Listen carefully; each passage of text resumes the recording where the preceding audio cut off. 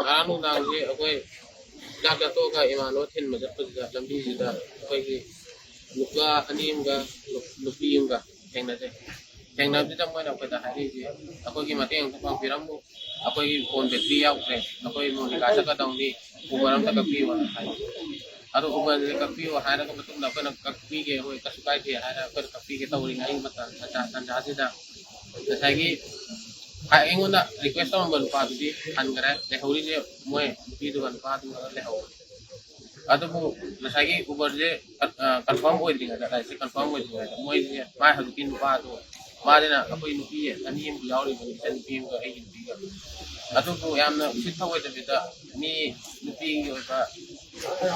apa ki yam na sit pa oi da bita karim ka thai na bi sum ta ro pa. Atau ko da ka de bita oi na pi yaw ri ya ko pi yaw ri ni hai ba ki aina kitang hiring mo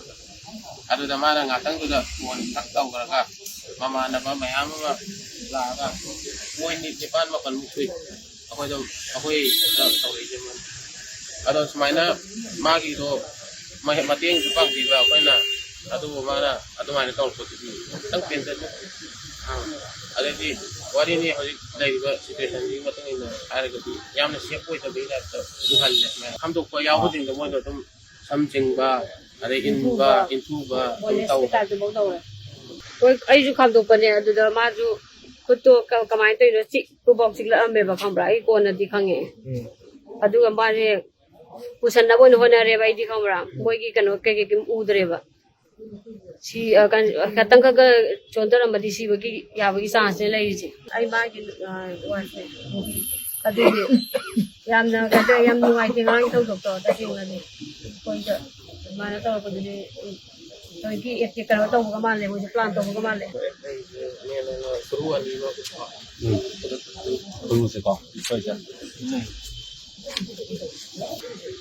aduna maroina akhoi haiba makoi nupi amaga nupa amaga makoi na matin pami moi kep to ko na hayo matungda adu matungdagi mu makoi na mu masin tijala kana makoi na mi khara ka wakanda tijala kuni haibigi posini adu masi natabida ma letabida kana to sin nuai ke haiba wapun sima thame adu gaji akoi na ise de wai sana doisina ngarang akoi police station da moi khokne pau adu police station wai sana da kai hairi kamai to Ujiga koina hanbada koina ujik to isi FIR ama tawre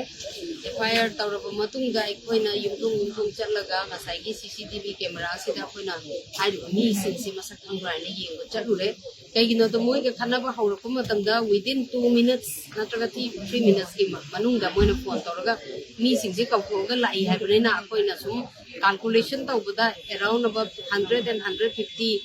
gi kano meter area da hairiba mi singsi leiramgadra haina khali aduna koina police usi haijari si hairiba mi singsi yumthung chatlaga koina piriba photo si leiba mafamda thiga piu haiba se si koina thaname kaigino habda koina leiriba situation manipur da leiriba situation sigi matungina de koi community amata ga koi asi bawada asu koina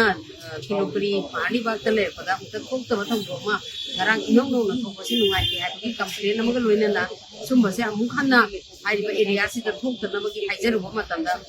yam kan action lokhali base moina dum action si da moina moigi chap chaba tabum thok khara tawra kani habi thajab su lei ge no akoi di miram da leiba ai koina ai ko su khara akoi gi khara haijaba nonjaba ai se koi gi darkar ni haijare nonjare do akoi gi tabum to duty moigi tabum to duty dagi mokoi tiende mokoi soidana tawra kani habi gi thajaba pirpani na waras wa na matam tang ngai mineraga mokoi gi